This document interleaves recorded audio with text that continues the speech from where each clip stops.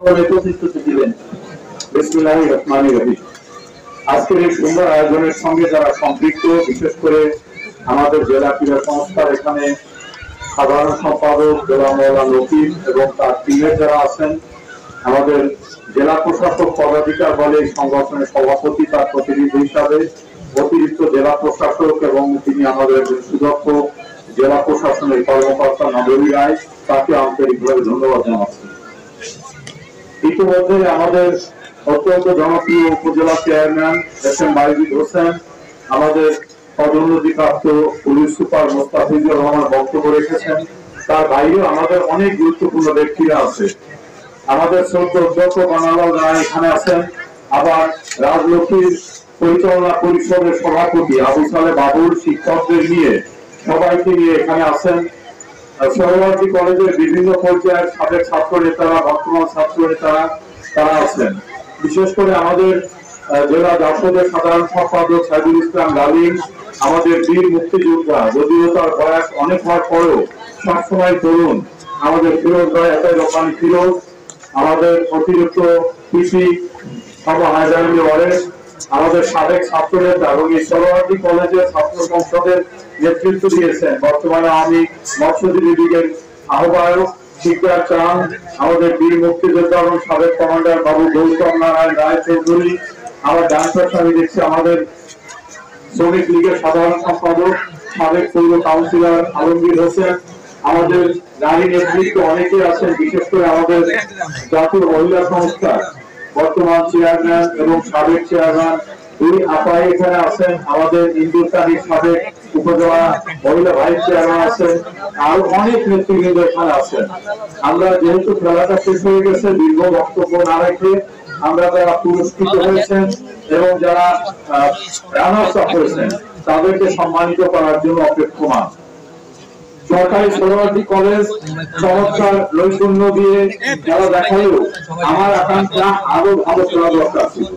আশা করি আগামী বছর তারা আরো ভালো খেলা উপহার দেবে। রাজলক্ষ্মী গতবার এখানে চ্যাম্পিয়ন হয়ে এখান থেকে তারা বরিশাল বিভাগীয় পর্যায়ে যান, সেখানে তারা রানার্স আপ হয়েছিলেন। গতবার রানার্স আপ হওয়ার পরেও এবার তারা পিরোজপুরের মাঠে কেন ভালো করতে পারেননি, এটা নিজেরা অনুধাবন করবেন। আমাদের গভর্নিং বডির যারা সদস্যরা আছেন তারা আরেকবার রাজলক্ষ্মী মাধ্যমিক স্কুল অ্যান্ড কলেজ কেন ভালো করতে পারেন এটা অনুধাবন করে তাদেরকে আরো অনুশীলন করাবেন, যাতে ভবিষ্যতে তারা কাজ করতে পারে।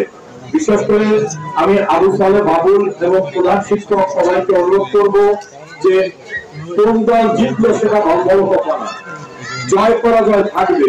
ক্রীড়াঙ্গনের একটি কথা আছে, সেটা মনে রাখতে হবে, সাফল্য নয় অংশগ্রহণ করাই প্রতিযোগিতার প্রকৃত লক্ষ্য।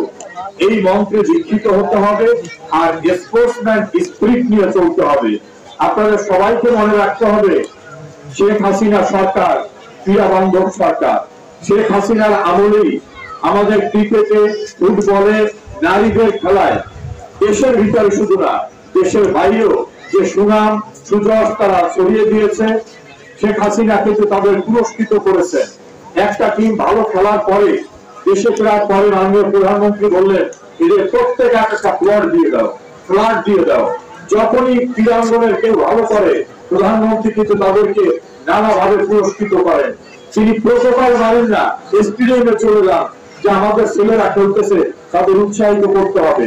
একবার আমাদের একটা টিম একটু খারাপ খেলার পরে কেউ কেউ হতাশা ব্যক্ত করতেছিলেন, প্রধানমন্ত্রী বললেন কোনোভাবে নিরুৎসাহিত করবেন না, হতাশার কি আছে, আমাদের দেশের ছেলেরা এত ভালো প্রতিযোগিতায় অংশগ্রহণ করতে পারছে, এটা কি তাদের কৃতিত্ব না?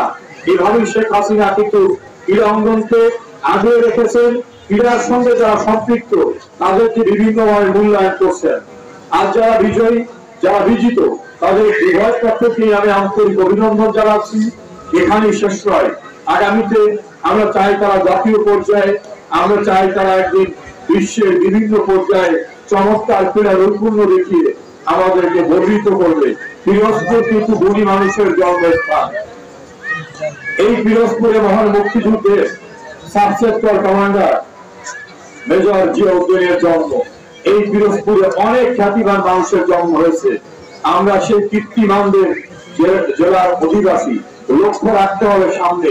আমরা যেন সীমাবদ্ধতার ভিতরে নিজেদেরকে সংকুচিত না করি।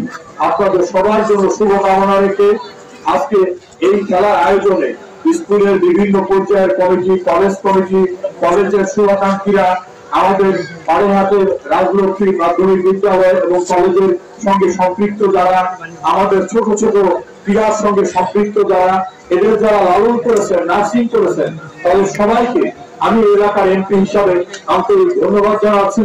আল্লাহ আমাদের সহায় হন, সবাই ভালো থাকুন ইনশাআল্লাহ। সুস্থ দেহ সুস্থ মনের প্রথম শর্ত হচ্ছে ক্রীড়ামোদী হতে হবে, ক্রীড়া নৈপুণ্যে থাকতে হবে, মাদক পরিত্যাগ করতে হবে, অনৈতিকতার সঙ্গে সম্পৃক্ত হওয়া যাবে না, চাঁদাবাজি সন্ত্রাসীর সঙ্গে সম্পৃক্ত হওয়া যাবে না। আমাদের ক্রীড়া এবং সংস্কৃতির চর্চার মধ্য থেকে সৃজনশীলতায় বীরত্বকে দেশের বুকে আমরা আবার অনেক অনেক বড় করে তুলে ধরবো। এই হোক আজকের প্রত্যয়। জয় বাংলা, জয় বঙ্গবন্ধু, বাংলাদেশ